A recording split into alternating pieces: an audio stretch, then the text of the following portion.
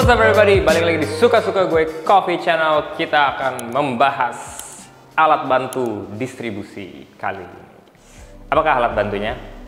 Kita akan ada dua di depan kita, karena banyak yang nanya. Kita udah sering pakai di video, cuman nggak pernah diomongin aja gitu ya. Yang pertama adalah Waste Distribution Tool, WDT Tool dari WDT dari Weber Workshop, namanya Moonraker. Ini kita pernah, kalau nggak salah pernah bikin. Jadi dia ada beberapa jarum di bawahnya, ada 10 kalau nggak salah, 1, 2, 3, 4, 5, 6, 7, 8 ya. Ada 10, ada yang panjang, ada yang pendek.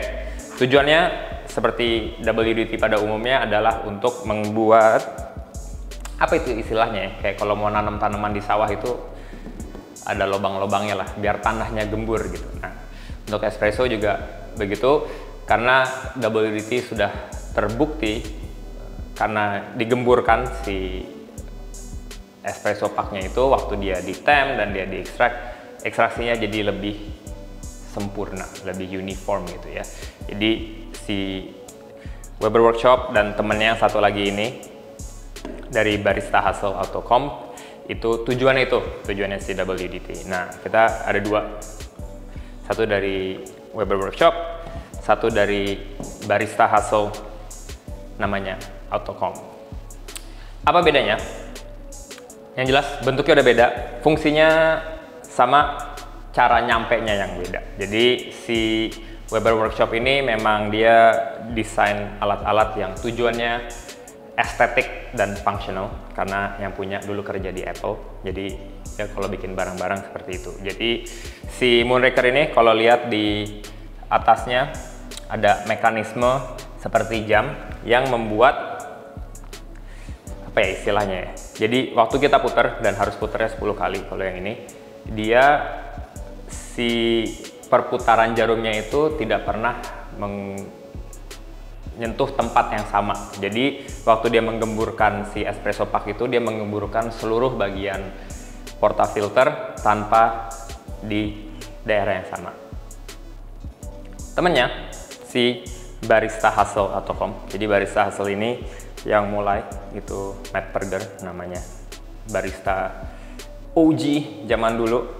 Itu dia memulai Barista Hustle Tools. Nah, dia biasanya desain approach-nya lebih yang penting tahan banting dan functional. Jadi yang ini sebenarnya mirip, dia ada jarumnya juga, kalau nggak salah ada 12 jarumnya. Panjangnya sama semua, dan cara pakainya dipegang dan diputar. Nah, ini bedanya dengan Moonraker, dia berputar di tempat yang sama aja. Jadi ada plus minus ya. Kalau yang ini mereka bilangnya karena dia nggak di tempat yang sama, dia tidak menyebabkan parit atau got-got di mana air bisa turun ke bawah. Kalau yang ini karena dia tempatnya sama, akhirnya dia muter di tempat yang sama, membuat ada channel kalau kata orang gitu ya. Nah, ini kita akan coba buat, jelas-jelas masing-masing ada plus minusnya. Yang ini mungkin nggak di tempat yang sama, tapi jauh lebih lama, harus diputar 10 kali beneran. Yang ini jauh lebih fungsional dan cepat, diputar 3-4 kali aja udah cukup. Tapi mungkin rasanya nggak seoptimum yang ini. Mungkin kita coba gitu ya. Dan kalau rasanya beda pun, apakah perbedaannya sangat besar sehingga menjustify waktu yang kita gunakan untuk menggemburkan menggemburkan kopi kita. Begitu.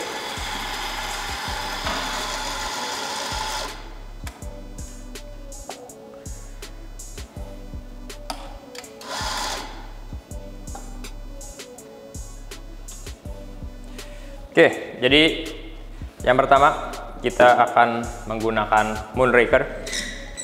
Jadi kalau Moonraker ini, saran penggunaannya adalah kalau misalnya ada coffee mount yang gundukan kopi yang seperti ini, kalau dari grinder itu harus diratakan dulu, at least secara horizontal. Udah agak rata, kita bisa taruh Moonraker kita di atasnya.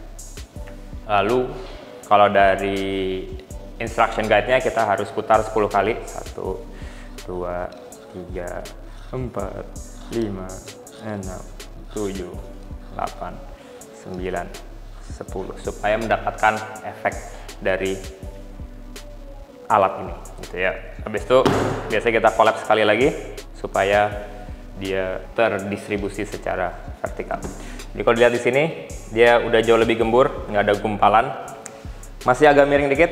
Jadi ada beberapa orang yang biasanya habis di WDT masih didistribusi lagi pakai distribution tools yang lain baru di temp. Tapi nggak beda-beda jauh lah. Jadi ini kita akan temp aja langsung.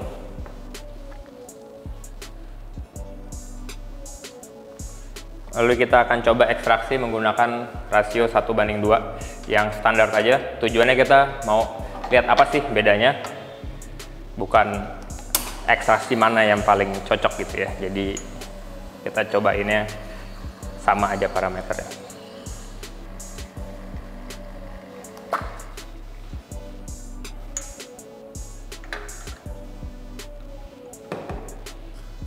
Oke, kita cobain yang ini.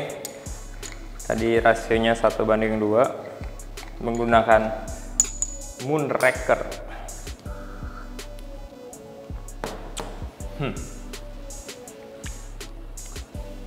Oke lah, bentar kita cobain sama satunya baru bisa bandingin ya. Secara espresso sih ini ya bisa biasa aja. Kalau di kompetisi mungkin nilainya nggak tinggi-tinggi banget gitu ya. Karena ada bodinya, ada sweetness-nya, tapi agak pahit juga. Again, tujuannya kita bukan untuk cari espresso paling oke, tapi kita cuma pengen tahu bedanya Moonraker sama Autocomb apa. Alright. Nah, kalau yang ini, jadi tadi kita dapat maunya kayak gini. Barista Hassel dirancang untuk lebih durable, jadi dia kebanting-banting nggak apa-apa, walaupun sayang juga sih dibanting. Ini kita bayar semua soalnya. Yang ini gue yang bayar, ini Yesi yang beli. Jadi technically gratis, tapi tetap ada yang bayar gitu ya. Nah, cara pakainya dia kita taruh, lalu di lock. Nah, kalau Autocomb dia nggak perlu di collapse dulu sebelum kita melakukan WDT movement gitu. Kenapa? Karena dia didesain supaya mau miring kayak apapun bisa, dan kita bisa cepet 1, 2, 3, 4 dia udah oke. Kalau dilihat dia bentukannya di tengah-tengahnya ini ada kayak lingkaran-lingkaran gitu si paritnya itu. Lalu secara desain dia juga bisa diatur kedalaman jarumnya ini untuk mengakomodir dia basket 18 gram, 20 gram, 14 gram gitu. Kalau yang ini si jarumnya hanya untuk 20 gram, kalau mau yang 18 gram harus pakai yang pendek semua gitu ya. Jadi ada perbedaan.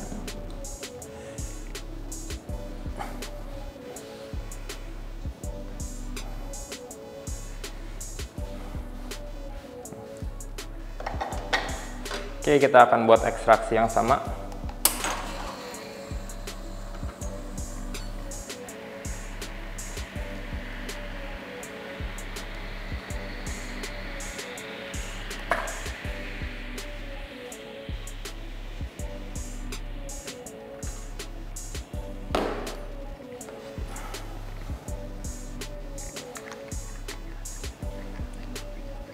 Hey folks, jadi kita ada misi. Misinya adalah tembus 50.000 subscriber di Suka-Suka Gue Coffee Channel.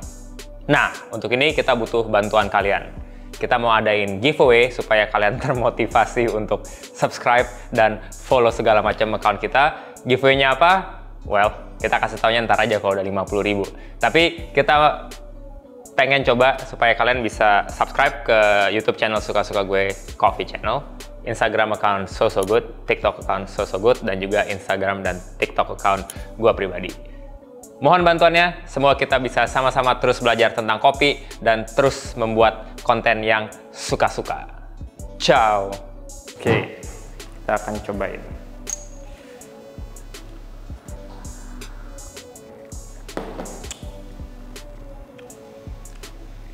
Interesting. Nah, jadi yang ini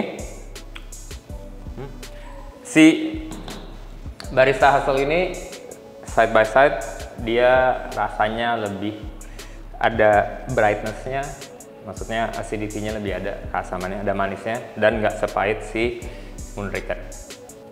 Ini lumayan konsisten dengan tes yang sebelum ini kita pernah lakuin juga, dimana si Moonraker ini kalau dibandingin side by side gini, yang ini sekarang kurang enak gitu ya, yang ini lebih enak. Tapi sebenarnya bukan karena dia lebih jelek, tapi karena kita waktu itu lakuin shot yang banyak gitu ya, dia extraction-nya lebih tinggi, dia lebih banyak mengekstrak kopi. Jadi kalau yang kayak gini resepnya sama, grind size-nya apa, sama segala macem, dia ekstraksi lebih tinggi sehingga dia lebih pahit. Mungkin kalau di adjust, di dial in untuk sesuai dengan Moonraker, dia bisa sama atau mungkin lebih baik daripada si Autocomb gitu ya. Tapi untuk dial in ini resep 1:2 dalam waktu tadi sekitar 29 atau 30 detik, si Barista Hustle lebih cocok. Yang mana yang lebih baik? Ya kita nggak dibayar sama dua-duanya sih, jadi kita boleh jujur. Yang ini untuk instance kali ini ya, untuk contoh kali ini, yang ini lebih oke. Secara workflow ini lebih cepat. Secara desain ini agak clunky bentuknya. Ini kalau buat konten-kontenan pajang-pajang ini jauh lebih bagus lah gitu ya. Secara footprint juga yang ini gede, yang ini lebih kecil. Ini ada kacanya terus bisa dilihat gitu. Jadi untuk konten bagus banget. Ini untuk dibanting-banting nggak sayang dan nggak rusak juga. Harganya berapa? Saya belinya $250. Yang ini kalau nggak salah $200. Jadi harganya mirip. Ini lebih murah sedikit karena bahannya nggak se-premium yang Moonraker. Ini by the way ini versi murahnya ya, murah. Versi mahalnya $450, dia dalamnya pakai brass bukan pakai anodized plastik. Yang ini apa ya bahannya ini? Kayaknya agak-agak plastik itu, tapi ini versi tulisannya di box 1.0 versi 1.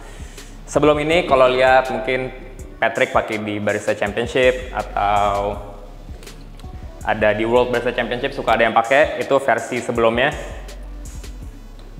belum metal gitu ya. Jadi desainnya juga agak beda. Apakah ini akan dirilis ke publik?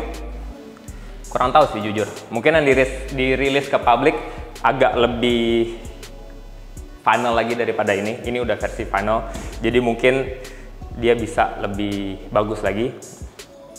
Tapi ya kalian putuskan sendiri. Summary-nya ini desain lebih cantik, ekstraksi lebih tinggi, waktu lebih lama. Ini desainnya lebih gede, tapi lebih secara workflow jauh lebih cepat, dan untuk kopi kali ini rasanya lebih oke. Apakah kalian sudah ada yang mencoba? Yang ini mungkin belum banyak yang nyoba ya, tapi Moonraker udah dirilis lumayan lama, mungkin ada yang nyoba. Bisa kasih komen, atau kalian punya WDT tool yang lebih mumpuni lagi, bolehlah dikirim ke kita pinjam kalau beli mahal. Kita pinjam, terus kita bisa coba tes lagi. Oke, I'll see you on the next episode. Bye-bye.